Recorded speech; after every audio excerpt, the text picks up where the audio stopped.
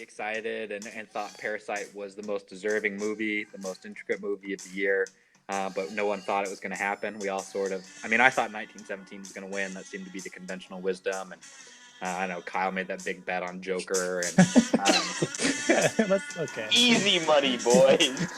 Hey, I hedged with Parasite and it hit. So we're Did you actually bet on Joker? I forgot that was. I thought that was just a joke for some reason. You actually bet on Joker? I actually did. Yeah. You know, it was a value pick at the time.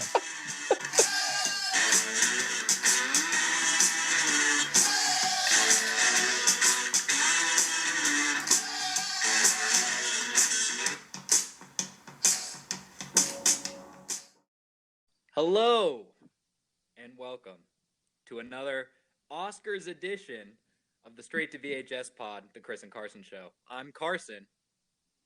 Another Oscars edition? Did I miss one? What? I'm Chris, by the way. Hi. I'm Kyle, and I was thinking the same thing. Did you guys record yesterday without me? Did I say I meant like another episode of Straight to VHS, but this is an Oscars edition of that. That's better. That makes more sense. Okay. I think that's what I said the first time. The listeners. Do you want to do it again, buddy, or should we just go for it? No, you didn't say it that way the first time. We were listening. I 100% did. I was there. Play it back. To another Oscars edition of the Straight to VHS pod. To another Oscars edition. To another Oscars edition. The playback whole thing. Did you guys watch the Oscars? Kyle, did you watch the Oscars? I sure did, Carson. Did you stay awake the whole time, Kyle? Because I know our listeners maybe don't know. I don't know if it's come up, but you tend to fall asleep during things a lot. That is a tendency I do have, but this time I was wide awake throughout. And well, part of that was because it was the Oscars and it wasn't that late, but also the people I was watching with were incredibly loud and not even talking about the Oscars, so it was kind of annoying, and so I was just kind of grumpy. Because, like, you know, the Oscars is like what, over 3 hours long, and that's about the length of The Irishman. So I'm not sure why you can make one but not the other. Okay, yes, I did fall asleep during The Irishman. You got me. It was a special day. I don't know. It worked out. I get it. You know, sort of annoyance can power you through. Like, you can't fall asleep when you're annoyed. So maybe his friends were doing him a favor there. That's generous of you, Carson. But let's move on to the actual show and thoughts. Let's do it. The Monday after. It's sort of the Monday after the Super Bowl, boys. I mean, it's that level of fun. Okay, maybe not. Depends what you care about sports or movies and the like. But nonetheless, I'm going to put you guys in a little hypothetical here, okay? You ready? Always. Mm-hmm. So, you're Monday morning around the office. You walk up to the water cooler and somebody asks you how your weekend was. And you go, oh, I watched the Oscars. What's your next couple sentences going to be when they ask you how the Oscars were? What are you going to tell them about? What's your takeaway from 2020, the Oscars? My takeaway is, for the first time maybe ever, I have no major quibbles with the winners of the nominee pools. There may be some people I thought should have been nominated for different things, but of the nominees, I'm not upset by any of the winners. I understand them all. I was rooting for many of them, so I'm really happy. That's what I say at the water cooler, and they say, "Okay, cool. Happy Monday to you too." Right. All right, thanks, man. Yeah, glad. Wow, so a content Chris, you know, Sunday night, he goes back to his bed and lays his head down on his pillow and just smiles, knowing that they got it right this year. Yeah, unlike Kyle, I slept like a baby. Kyle was fuming, I was dreaming. That's not true. That's not true. Here's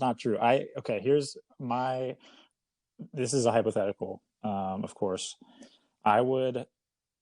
I think I would go directly into just the fact that Parasite won.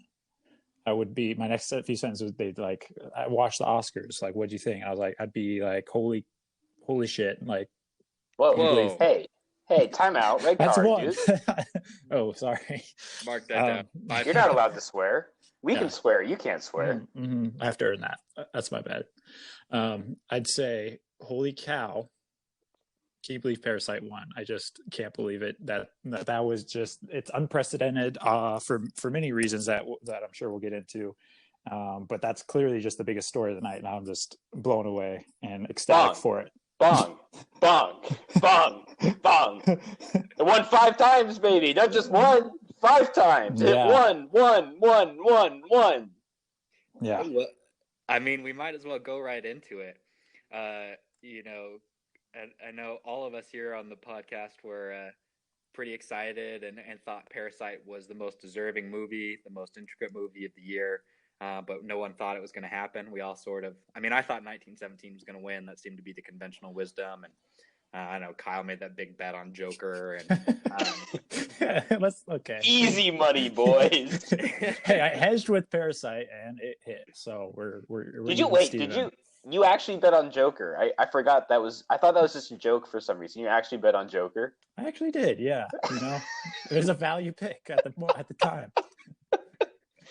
All right, it wasn't completely out of the question at the time I made the bet. But, yeah, when'd you make the bid? Like 2 years ago? What happened? I mean, yeah, it was a little short-sighted. But anyway, I hedged with Parasite. But anyway, yeah, Parasite.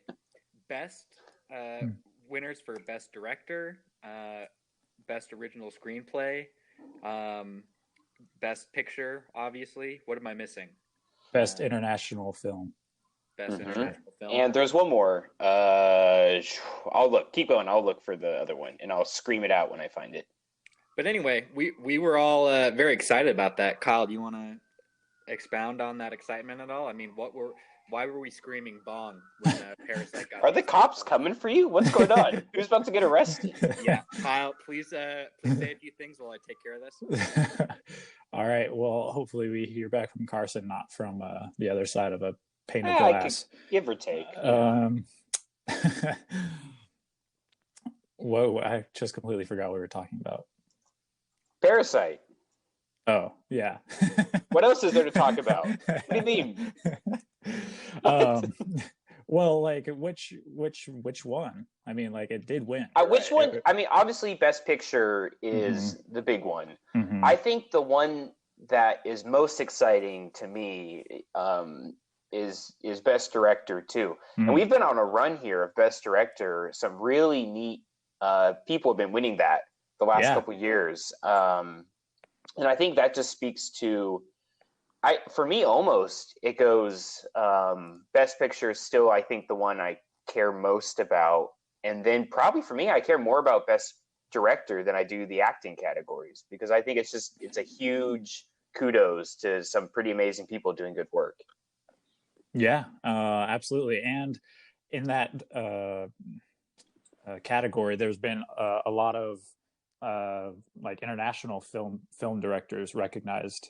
Yes, more so than any other category, really. It seems like one of the few places. Yeah, one of the few places that these kind of international films are really breaking through is in Best Director and Best kind of writing categories, rather than they haven't quite made it into the acting, which I think is the next step. I think we all agree that probably someone from Parasite should have gotten some sort of nomination for acting. Yes, especially, I mean, they won the SAG award for the best cast ensemble. And I know some arguments against it is it's such an ensemble cast. How do you pick someone? And I go, what, explain then Little Women, which I'm not taking away Little Women's nominations, but if that's your argument, shade here. if that's your argument against Parasite, that there's too many good actors and they cancel each other out, well, I mean, that's just a dumb argument. It doesn't make sense to me. Yeah. No, I feel that. I don't know that anyone. I mean, I do agree. Like, it's tough for me to really say who would have been the leading actor or actress from that film. I mean, I suppose lead actor could have been the main son of the poor family. And sorry, I'm going to do terrible with names here from that. I don't know their names. But besides that, I mean, there's arguments that multiple of them could have been nominated for supporting roles. I feel like. Sure. Yeah. But you look at like Brad Pitt was named supporting actor, and he arguably was a co-lead actor. So it just seems like there was room somewhere, maybe like the father figure could have snuck in the supporting actor category or something. Right. Well, I want to jump back to, Chris, your comments about Best Director, because I agree. That's the one that I care most about besides Best Picture. And look, I mean, frankly, this could have been a very boring podcast where we just whoop and cheer and that we're excited that our favorite movie, Parasite, Cheer! Whoop. that, I think all of us agree that it was the most deserving for both screenplay and Best Picture. I would probably agree also as to Best Director, but I do want to play devil's advocate just a little bit. And that is more contextual here. The fact that I think Quentin Tarantino has only won Oscars for Best Original Screenplay, and he won it twice. He won it for Django Unchained, and he won it for Pulp Fiction. Besides that, he's never won Best Picture. He's never won Best Director, which is just kind of crazy. Who's for someone who I would probably consider to be the best, or at least one of the best 3 directors of like my lifetime, that he's never won Best Director at the Oscars. And I think it's tough for me because Once Upon a Time in Hollywood is probably my favorite Tarantino. Like, I'm not sure it's going to get better than that for a director putting their touches on a movie, putting their vision on a movie and what they care about. I think that's peak Tarantino, and that's peak a director sort of being an auteur. And so in that sense, I was sad that he didn't get recognized. I think there's an argument almost, it's sort of like a lifetime award, but you can give kudos to, there's so many directors who never got awards from the Oscars, and he joins a murderer's row of just talented people. The fact that Joaquin Phoenix, I was stunned this was his first Oscar win. I know he's not director, but the Oscars don't get it right a lot of times, and so I don't think I understand what you're saying. It'd be nice to see someone like Tarantino get an Oscar for directing because he's one of the best directors we've seen in a long time. But it's hard because there's just one award a year kind of thing, and there's always so many. And I don't think I agree with you. I liked Once Upon a Time in Hollywood, but I still think I would go Bong Joon-ho over him. But yeah, quickly before I let Kyle jump in, I'll say I think Parasite was far and away the best picture of the year. I think it was a lot closer when you're arguing about who was the best director and who left their mark on a film and deserves that award. I'm not saying I got it wrong, but I'm just saying it made me sad. But I totally hear you. There are plenty of people, both actors and on the production side of films, that are legends that have never been recognized by the Academy. Do you think, because I think, Kyle, there's so much controversy always about Best Director and not nominating women. And I think there are several women directors who were deserving this year.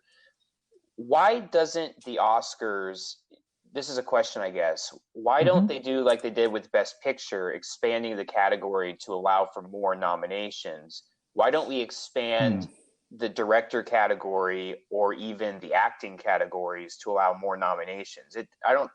Does it take away from the winners, or what's your thought on that? That is a good question. And my mind immediately jumps to the fact that the way that they decide Best Picture, the voting type, is different for Best Picture and just about, and I think any other category, including Best Director. So I don't know how much you want me to get into it, but the Best Picture, the way that the winners are decided, are you guys familiar with it? Walk us through. I don't quite have all the details. Okay. So it's not just but first keep it past quick. the post. For the love of God, keep it quick. Okay, I'll try. What it is it's what they do. So everyone ranks their 1 through 9, as the case was this year, or however many nominees.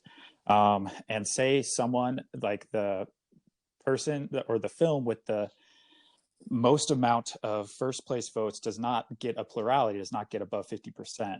Then what they do is they take the ballots of the film with the lowest amount of first place votes, and they go to their second choice on those ballots, and those now count as first place ballots for that film that was their second. So say someone voted like Ford versus Ferrari and that got the least amount of number 1 votes. Now they take those ballots, and then if that still doesn't get them past the 50% mark, then they go to the next film with the least amount of number one votes and takes their second or third or whatever the case may be. And as opposed to best director and all the other categories, it's just like the person with the most votes wins. So I guess I see some of the problem there because it rewards safer movies as opposed to polarizing films. So that makes me think, like, if they expanded it, then it's really just I don't know if watering down is the right word. I don't know, like watering down. There's, like you said, a lot of people were deserving, and especially women that I'm not weren't sure. nominated. But like it would spread out the voting a lot more. And I don't know if that's necessarily a bad thing, but it's the other suggestion that's always out there is, and I don't think I agree with this one, but the other suggestion is splitting the director category by gender, like the acting categories are. I don't think I agree with that one, but yeah, I don't think that. I'd actually never heard that, and I don't like that right off the bat. Right. And it makes me then say, if you go there, then you have to split like cinematographer, sound mixing. Like, yeah, every category then has to be split. Yeah. So it's just like, why would the scales need to be different? It is a person who's out there being a director. And I guess you could say the same thing for acting, though. Why is best supporting actor? Why is it a woman and a man? Why isn't it just best overall? I agree. And I was about to say, like, I think there's strong arguments that you could just consolidate that too if it weren't for history. I mean, it largely goes back to just the gendered stereotyped roles of how we saw people in film. And like, I think people, it was seeing women as only doing certain things in film and seeing men as only doing a certain lot of other things in film. Like, the categories were very binary. And like, in a lot of ways now, like, no one thinks about film or gender roles in film that way anymore, but we're sort of left with the historical remnants of that. But no need to branch out and try and match that nonsensically in other categories. Well, I don't necessarily agree it's nonsensical, because I like the idea of awarding as many people as possible. This is just a way to do that. I guess you could do, split it by type of movie instead. But so I like the idea of nominating more directors. I don't know the answer to it. I think there is a problem the Oscars has. Yeah. The other problem, you look at Best Picture, they expanded it to 10 films. I don't think since they've expanded the field, they've ever nominated 10 films. And I don't know all the details of the nomination process, but it seems like an easy win to say Best Picture, nominate 2 or 3 more. It's not, I don't want to say throwing bones to these movies, but movies like Ford versus Ferrari that has no chance of winning, but it's still nice to give them that nomination nod just to, raise them up a little bit. Why not do that for 2 more movies? Why are we saving those slots? I mean, I feel like Ford v Ferrari was like sort of right on the cusp of like what you might consider worthy of such an award. Like, I'm not bothered by that at all in terms of like, I mean, I'm obviously willing to listen for individual arguments about movies that should have been nominated, like Uncut Gems and things like that. But just based hypothetically, like, I don't see anything wrong with saying like, no, these are the movies that are worthy, and we're going to stop it at that. And it seems like with Best Director, sort of what we're saying is like the field could benefit from being a little bit larger because we're too far the other way. But we also don't stop it for like animated movies. If we say there's only like 3 elite animated movies, we don't just have 3 nominations. We fill it out to 5. So I'm not sure why Best Picture doesn't get filled out. Just to fact check real quick, the first 2 years after they expanded the field to 10, they have nominated all 10, filled all 10 slots. I don't pay you to fact check me. You're supposed to blindly agree with everything I say. Come on. But since then they have not. So it's been like a decade. So what you're saying is I'm right. Thank you very much. I think your point stands. I just think we need to make sure our facts are correct. I mean, facts have no place in this podcast. Are you kidding me?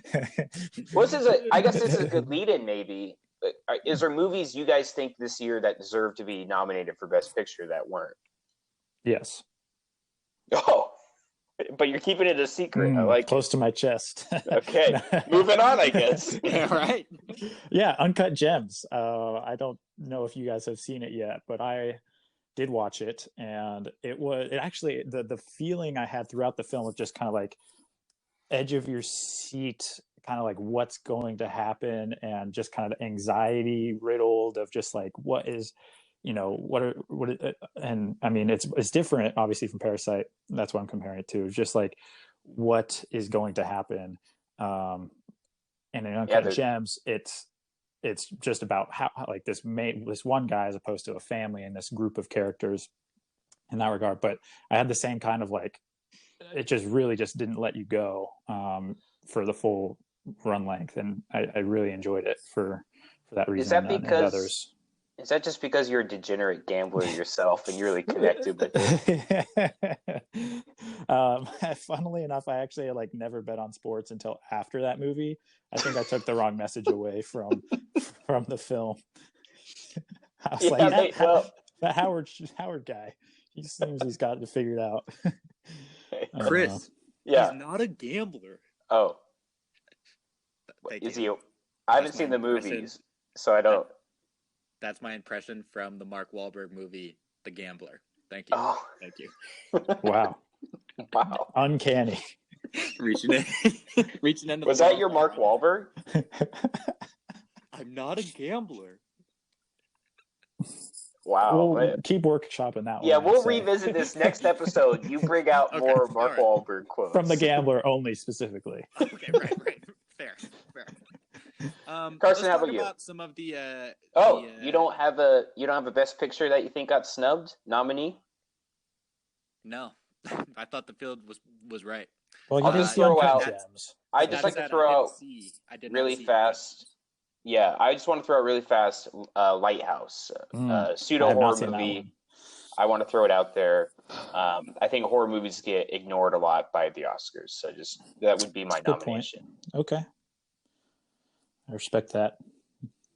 Oh, thank you. You're seen as a horror fan, Chris. From me. Should we go ahead and talk about performance by an actor in a leading role? Not surprisingly, this one was chalk. We had Joaquin Phoenix, Joaquin, coming in and giving us a horribly cringeworthy speech about milk. And okay, can I say, like, I didn't really listen to that speech. I was like, well, I mean, anyway, I was like kind of like listening, and I was looking at my phone, and then I looked back up, and he's talking about milk and cows, and I have no idea how we got from like A to like I just missed that completely. So that was probably one of the bigger surprises of the night when I looked up, and here we were talking about, the cows and everything.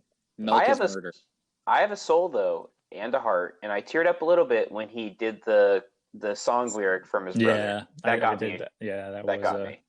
That was a nice way to end it. Yeah, it was. No arguments here.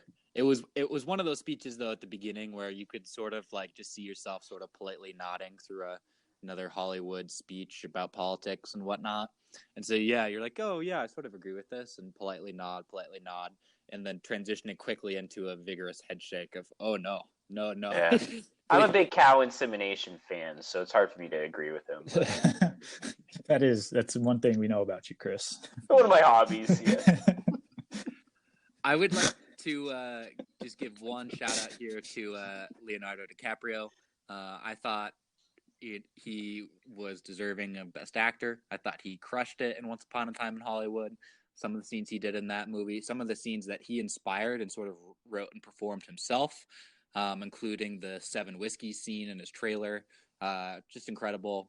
Would have loved to see him rewarded for that, but I understand why Joaquin won. And shout out to friend of the podcast, Adam Driver. He had another great performance. So solid third place, Adam. Keep working. Mm-hmm. Mm-hmm. Any last thoughts on this one before we go to actress? No. I mean, all the acting roles were chalk and were foreseen months in advance. But yeah, let's just go through them. Wow, it sounds like Kyle's like kind of giving me the nudge there. Like, just talk about something better. I will say there are more interesting. Like these were all, like I said, foreseen. Like it was They won at all the other big award shows leading up to this. Mm-hmm. They've already given so many acceptance speeches. Everyone already saw it coming. Those really were just kind of boring tonight, except for Brad Pitt winning Kyle. and Laura. Okay, look, Yeah, Laura come Dern. on. Okay, look. Take your time, buddy. You got 10 minutes to talk about this. So go ahead. That's right. We did discuss. I get 10 minutes. I'm going to walk away, but keep going. No, just obviously my wife, Laura Dern, won supporting actress for her role in Marriage Story. And I'm very proud of her for that. And I don't have much else to say other than good for her. And let's just recognize it for what it is. And that's a great performance from her. Oh, I'm back. Are you done? Yeah. I didn't need a full 10 minutes, turns out. Oh, okay. Okay, well, since we'll talk about something else then, let's do achievement in visual effects. This one was interesting to me. I just wanted to give a quick shout. It wouldn't have been crazy for me to have Avengers win that one. I know superhero movies tend to not win Oscars, is the cliche. But, I mean, what movie really had better visual effects this year than Avengers? Remind me who won. I'm scrolling through the list. 1917. Yeah, I think that's just a function of how it was filmed. It's tricky to. I mean, they had to use a lot of timing and. Yeah, they had to hide all those cuts with those fancy visual effects. Well spotted. Exactly when they go into a dark room and it's completely pitch black. All right, let's knock them out for 2 hours. Just cut to black. There's no cuts except for this one extended black screen, but All right, we're giving it credit. I did enjoy it. We had a whole podcast about it. It was a good film. It was good. But I thought particularly the shot that they showed, introducing it for the category of best visual effects was sort of the burning church on fire at night. That was a tremendous shot and sequence to watch. And so I'm not saying it's not deserving. And like the flares, and they had to time it all out with that. Yeah, there was some good stuff going on there. Let's move ahead and go on over to music. Achievement in music, written for motion pictures. Rocket Man. Hey. Out of a very poor category. Not a lot I really cared about this year. Oh, gosh. There was no Shallow of the Oscars this year. Yeah. I'm on record. I don't think they need to be performed at the Oscars. They just really fill time, and it just added to it unnecessarily. I thought Eminem got snubbed. He didn't win anything. Yeah, it was crazy. It was stunning. They didn't even list him as a nominee. He performed at everything. It's crazy. I thought it was funny. All of the backlash, both on social media and the reaction pieces and everything of like, why is Eminem there? What's he doing there? Totally fair. It's inexplainable. But I will say, I mean, he was the first one of the night to get a standing ovation. Like a full everyone in the room. Yeah, that's right. He did. Is that true? That doesn't sound right to me. Well, not that I don't know if it was the first one. First? But did he win or did he perform before Parasite won anything? Because I'm sure that would have been the first standing ovation. I think Parasite had won screenplay at that point, right? No? No, people didn't stand up for Parasite the first time. You sure? Yeah. No, what are they standing for someone to get their award? Like maybe because at the time it could have just been the only award, and it seemed like a lot of Hollywood elite were behind Parasite. Well, regardless, what I know to be true is that no one stood for the opening singer who did the Mr. Rogers cover into like the dancing in the crowd and stuff. No one stood at that. There was only scattered standing for Elton John, Sir Elton John of all people. Eminem got more respect than that. So you have to admit, there was a great audience reactions where Marty looked like he was about to pass out from boredom, and Idina Menzel was like totally baffled as what was going on. It was just like, what is happening? So, speaking of music, if you'll allow me, sure. Talking about the score. So Thomas Newman, the cousin of Randy Newman. Got a friend. Yeah, exactly. You got it. Well, Randy Newman was nominated this year for Marriage Story, as was Thomas Newman for 1917, and Thomas Newman is now 0 for 15 for the music. What a his bum! nominations.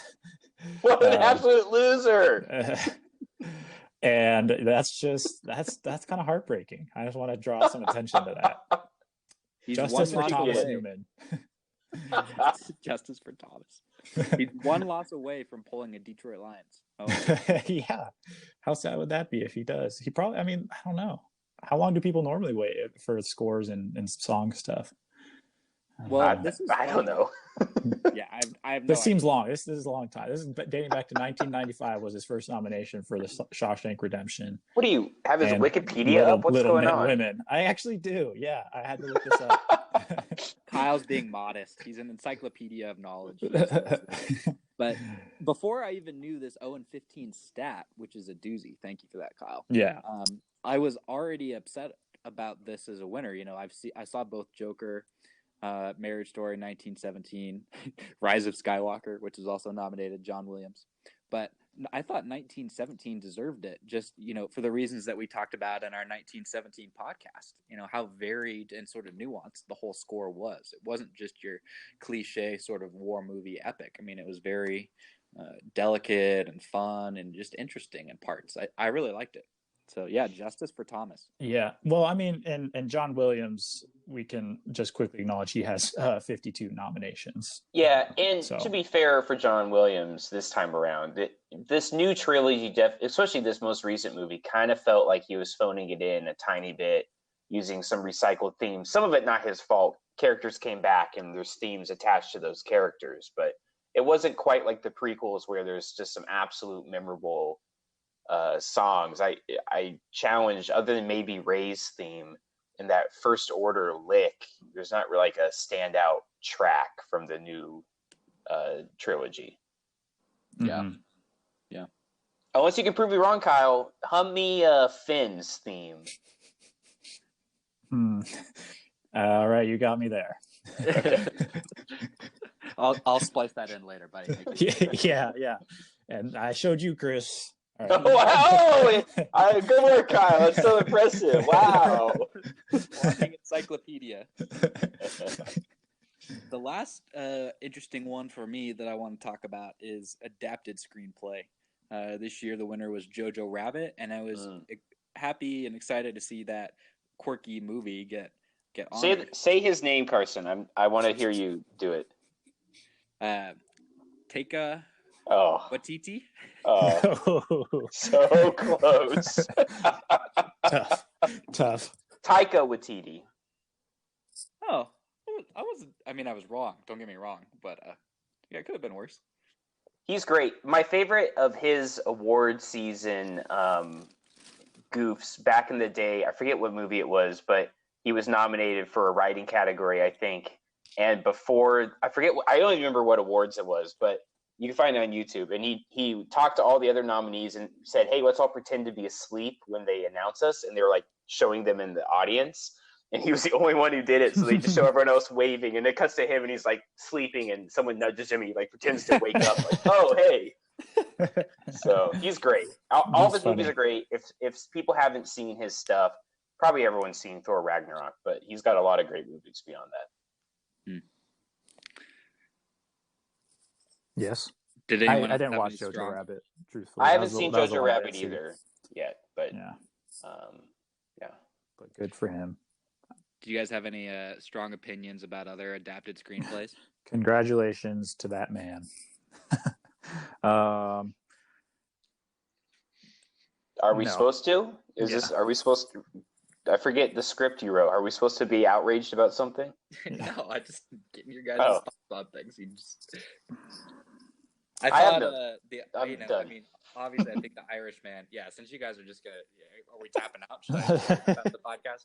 No, I got some more thoughts, just not necessarily about this one specific category. All right. Well, I did think the Irishman was cool. The way I read about how they adapted that from the book, and incredibly long but pretty cool achievement there by Scorsese and I guess Steven Zalian or whoever was nominated for this part of the award. But that was the only one I was going to bring up. Did anyone actually see Judy? Is there anyone in this world that saw the film Judy? Because I don't believe it. Was it ever in theaters, or did it just like appear out of thin air? I mean, I think it came out in the summer. I don't know. I don't know who saw it. This happens all the time, where it's just like some awards movie, and I go, "What the hell is this? What Judy? Who's Judy?" Yeah, like my mom, like Kyle, your mom made a film. What? Wow. Yeah. Renee Zellweger. I mean, I think they nailed the casting on that. Well done. I guess. How bizarre. Yeah, that's one that, I mean, you guys gave me shit and didn't want to talk about the best actor and actresses categories because they were all chalk. But I mean, I knew none of us had seen Judy, but I think we'd seen a lot of the other movies, right? And I don't know. I think that's one that would have been fun to see go to Scarlett Johansson. Yeah, I can't really comment on it because I haven't seen Judy, so I don't know how her performance was. Actually, for lead actress, quite a few of those films, I've only seen Marriage Story of those.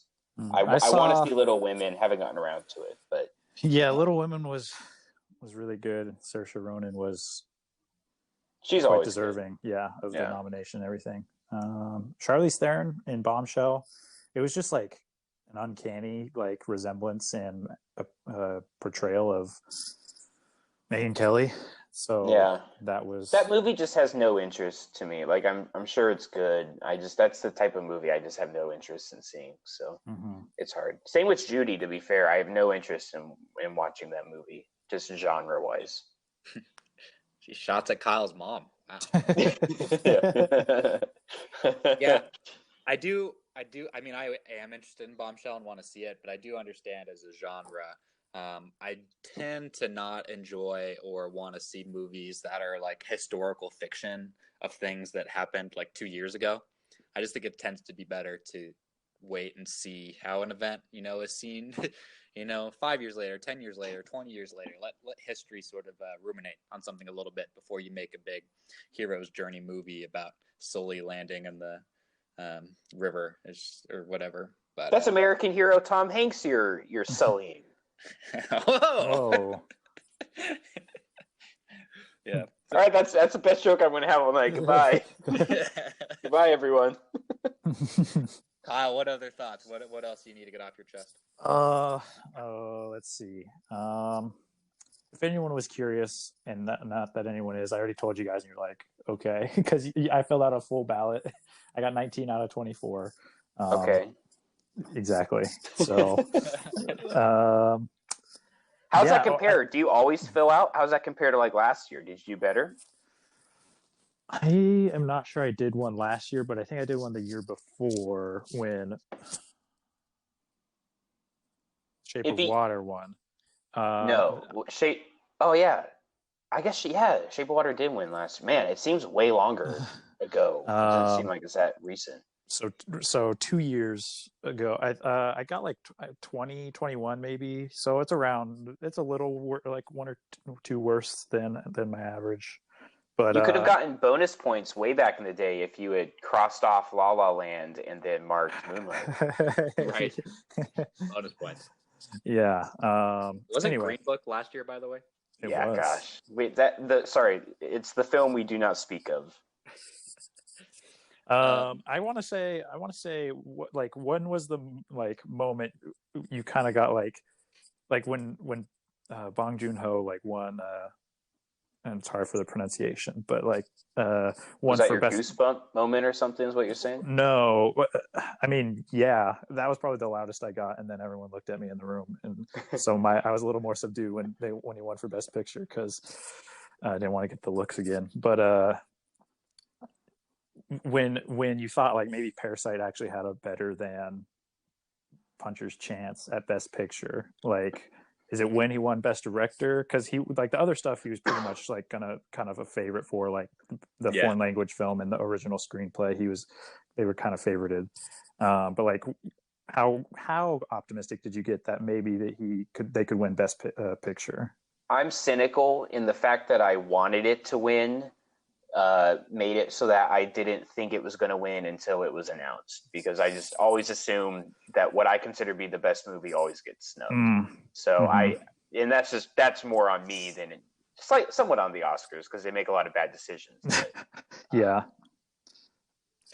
No, you hit the nail on the head for me, Kyle. Like when he won Best Director, I was cheering and excited, and then my immediate next thought was, well, I mean, this is just the way it's going now. Like they're gonna win Best Picture. Like Really, you thought that? I still was a little. I was somewhere between you guys. I think it was basically Roma 2.0 last year. They got Best Director and Best Foreign Film, which was obvious going to win.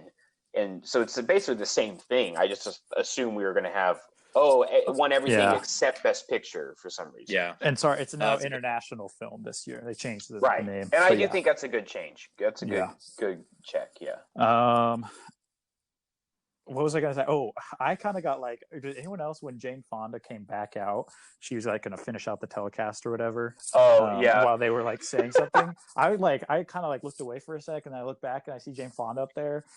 And I was like, "Oh my god! Like, did they get it wrong? Does she have to like announce something again?" I got nervous. Honestly, screw Eminem, because his stupid song meant they tried to play off the Parasite crew, and I really appreciate the. It already was going long anyway. Yeah, I really appreciate the Hollywood elite standing up and like basically booing until they turned the lights back on to give them at least one more person. Yeah, that's ridiculous. Yeah. I agree, Chris. I don't want to lose that moment, Eminem.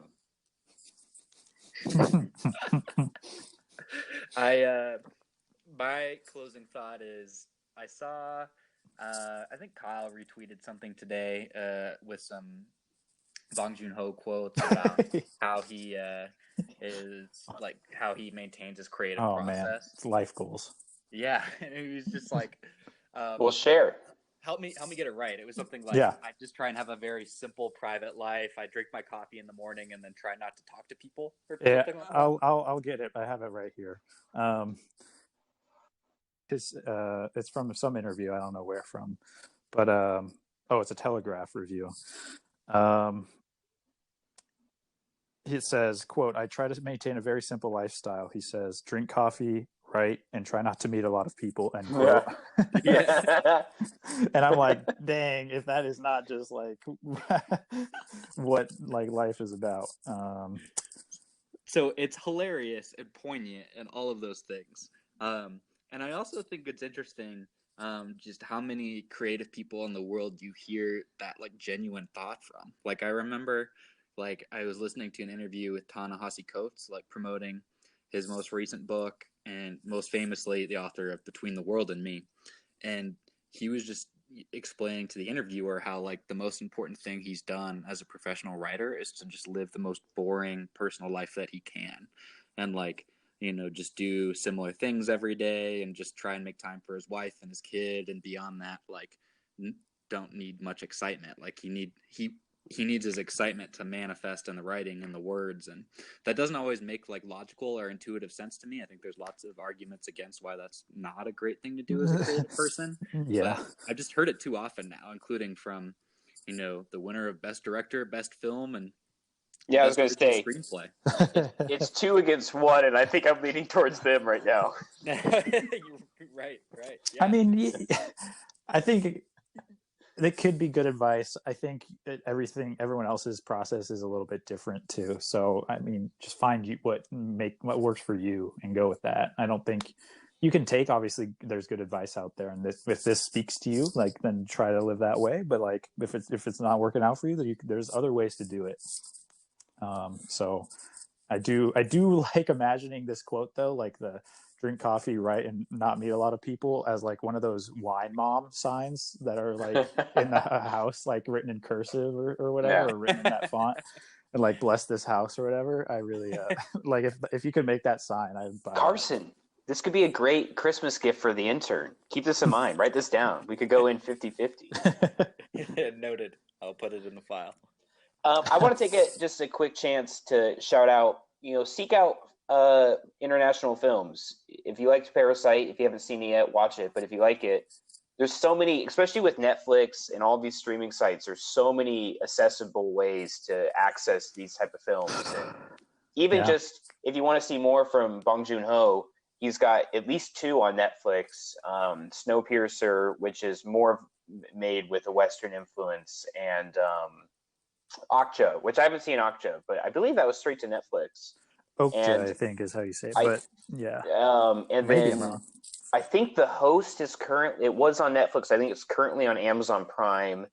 And of course, there's dozens and dozens and hundreds and thousands of other great international movies to check out. So don't be afraid of subtitles. Yeah. And, we can address that quote from his Golden Globe speech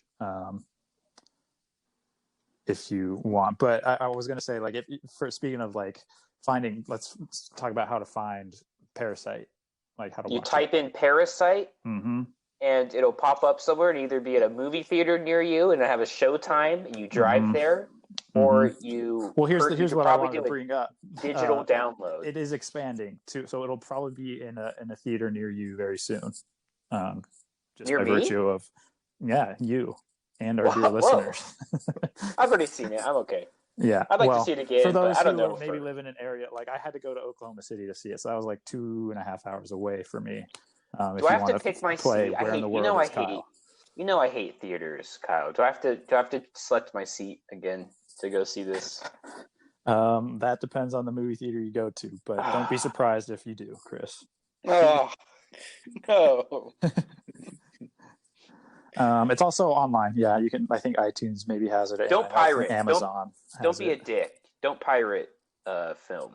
Our podcast is strongly against pirating films. This isn't us being coy, wink, wink. This is the legitimate. Don't pirate films. Don't be a parasite. This is a serious. Oh! I think you have the wrong takeaway, though. I'm not sure. I'm not sure that was a pro, establishment sort of film, but. Wait. I'm not sure. I think I've taken away all the wrong messages from movies. Uncut Gems made me into a degenerate gambler. What was your takeaway from Joker? Dress up as a clown and murder people? Yeah. I think it was just a yell at the It's a trick question. There is no takeaway from Joker. Says the guy who didn't see it. Okay. There it is. Yeah, I was waiting. We made it, 5 episodes before Chris gave his anti-Joker take? Not having seen the film? Yeah. Very deliberately haven't seen it. Yeah. Go ahead. You can go ahead and steal other takes. Glenn Weldon saying the Joker says nothing and says it very loudly. That's kind of a cute little line. You should use that one. I'm good. I've said my piece. Well, any last thoughts on the Oscars, guys? I think I'm good. I think we need a host again. For this podcast, whole, I know you guys. We need. Yeah, we do. Yeah, exactly. Art cutting it. I was thinking the same thing. Yep. Well, you have no say. What do you mean? You're getting really mouthy all the time. Episode whatever we're on, you're getting real. You're talking back a lot, dude. Damn. I know. I think a real host would be able to put me in my place, but bong, bong, bong, bong, bong, bong, bong, bong, bong, bong, bong.